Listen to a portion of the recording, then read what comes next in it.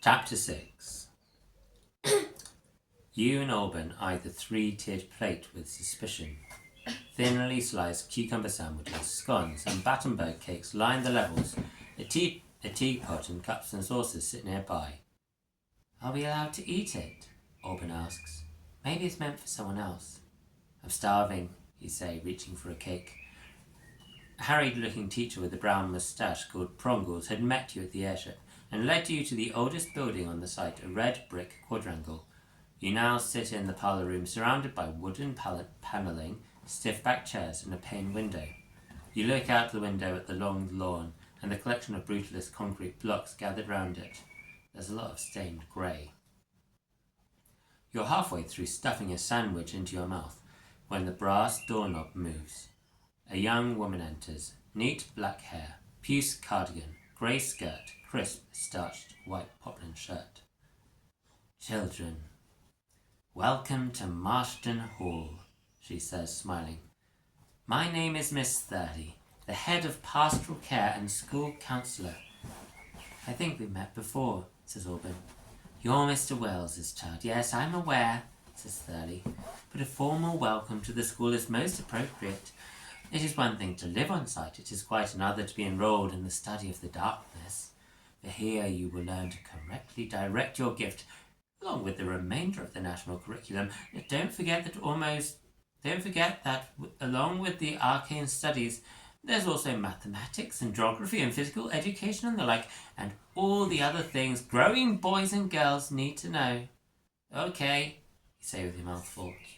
It's my special job to look after all those who come here, says Thurley. Their budding minds and bodies. I watch over you and care for you. I hope you're enjoying this high tea, my special treat. Go ahead, Alban. Alban helps himself to the sandwiches, and Thurley pours out some tea. I've arranged all I could prior to your arrival, she says. Your uniforms, for example, indicating a table in the corner. On it are laid out some garments in grey and a sort of grimy primrose yellow. You won't be wearing that, you say. Excuse me, says Thurley. I've received your measurements from the official records. Everything should be in order. I think she means her records are out of date, says Alban, nudging you. Yeah, you say. 2 years out of date. Looks like that uniform won't fit. This is most irregular, begins Thurley. But as she does so, a dull roar can be heard in the skies. Speaking of irregular, she continues, the next party is early. Thurley ushers you and Alban out of the building before returning inside. Outside, the teacher Prongles is directing students, forming them into rows like dingy flowers in a garden. You and Alban stand under the pediment of the Georgian facade of the old hall, glancing to the left where you see the Orca still standing on the airfield as the entire school assembles before you, facing the central lawn. What are we waiting for? You whisper, as the school stands in silence. Look, says Alban. A flotilla of airships are descending to the school. They are small, much smaller than the Orca, and painted in bright colours, ruby reds, emerald greens, amber yellows. Mostly aerorotors, they land on the airstrip beside the Orca, dwarfed in size but not in opulence. As soon as the engines cut out, you hear the blaring of trumpets and the doors burst open to an array of characters who process down the short path to the school. Musicians with trumpets and drums, acrobats somersaulting, men carrying giant trays of glossy bright oranges, pomegranates and figs, a fire breather, belly dancers, a mini zoo containing peacocks, snakes and falcons, velvet draped courtiers in purple, a 7-foot bare-chested man with bulging muscles and an axe as big as a small child, 10 mages in white robes carrying machine guns. Last of all, and at the centre of the menagerie, a girl. She's dressed for a summer party rather than a school, wearing a pale blue swishy silken dress. Her blonde hair falls in ringlets upon her shoulders. I trust your journey was comfortable, Princess, says Prongles, stepping forwards. You hear a gasp from all the students, and you stare at her. If you squint, she does look like the picture from the newspaper, and you try to remember which one she is, Victoria, Eloise, or Marie. The rusticity of the provinces is adorable, says the princess. Charmed to meet your acquaintance. I'm Princess Eloise. Now that she said it, you recognise the snub nose and suppress a little giggle because of the rude pictures in the school toilets back at home. This is for you, says a courtier, plopping a peacock into Prongle's limp hands. He absent-mindedly places it on the lawn. I gather, therefore, Princess, that the test result was positive and that you have brought the documentation. Prongle's falters, and you can see why. The afternoon has grown overcast, though no clouds sail the skies. Looking up, you see that a huge flying object has blotted out the sun. You shiver and wish you'd brought a coat. A big object, impossibly big, descending in lines of streamlined grey and curves of burnished aluminium, is the largest airship you've ever seen, long and elegant and crisp. Oh no, says Prongles, watching it get closer. Yes. For there'd be no room for it, even if the landing strip was empty. Yeah. No, not the tennis Yeah. courts! You screw up your eyes, anticipating the impact. The ship crashes down across the sports pitches, crunching the tennis courts, its feet leaving deep pocks in the grassy lawns. A plug door opens and two figures, small in the distance, hop out. They walk towards Prongles. You see, it's a man and a girl. Wait, there's another figure too, a dog, a golden Labrador. Or golden retriever. Not sure. They come close. Hi there, says the man in an American accent, and you recognise him. Everyone must recognise him, for this is the world's richest man, tech giant and trillionaire, Babylon Erskine. Elon Musk.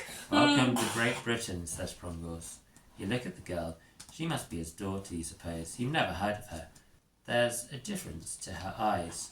I'll be heading off, Babylon Erskine says. Just dropping off my puppy to your school with Ditsy, your dog. Well, you are very welcome, Mr. Erskine, as is your daughter. However, I must inform you that pets are not permitted on school grounds. Well, ain't that so? Says Trillionaire. But Ditsy's already here. I'm afraid it simply cannot be allowed, says Prongles. Then I need to take up the matter with the headmaster, says Babylon Erskine. A noise like a crack of thunder rumbles and colour drains from the world. It is as if the light has been emptied from creation and you're looking at a moonlit scene. The grass looks a ghostly green, and the only faint glow is coming from a spot in front of the orca. Out of the airship, a figure descends. You stifle the scream that rises in your throat. You still your legs that flinch towards running. The figure wears a black mask shaped like a cruel and sharp curved beak. It covers their whole face, along with thick glass goggles, and is accompanied by a black top hat, a long black robe, a cane. Everyone grows silent. That's the headmaster, says Elben. Sir Philip Birdington. Why does he look so freaky? You ask. No one knows for sure, says Orban. Don't think I'd want to get close enough to ask. You know.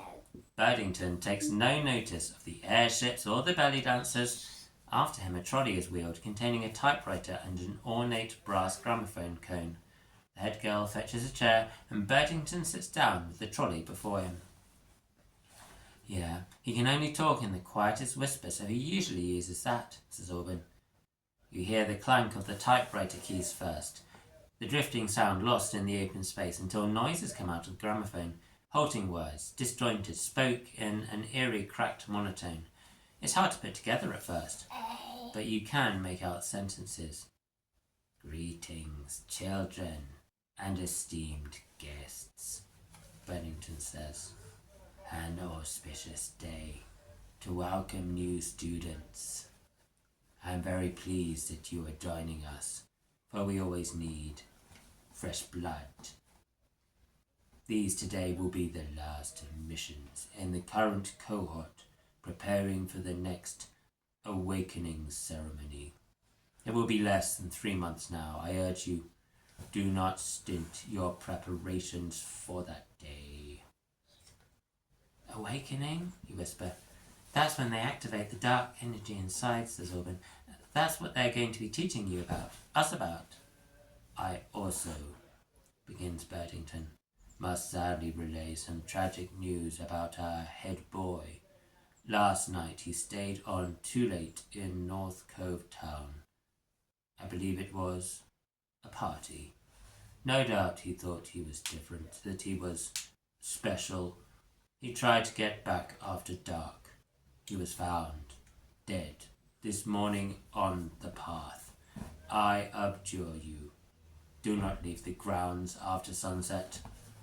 I do not wish to lose any further students to the terrors.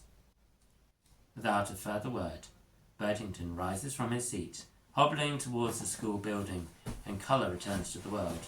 You watch the princess and Babylon Erskine scowl as he walks past each of them without a word. Awakening? You've got to get out of here before that happens. You've got to find a way to return back home, to get away from creepy guys like the headmaster, to get away from a school where you can be killed by staying out too late, to get far, far away from technicians who want to murder you, to get away from the shadows.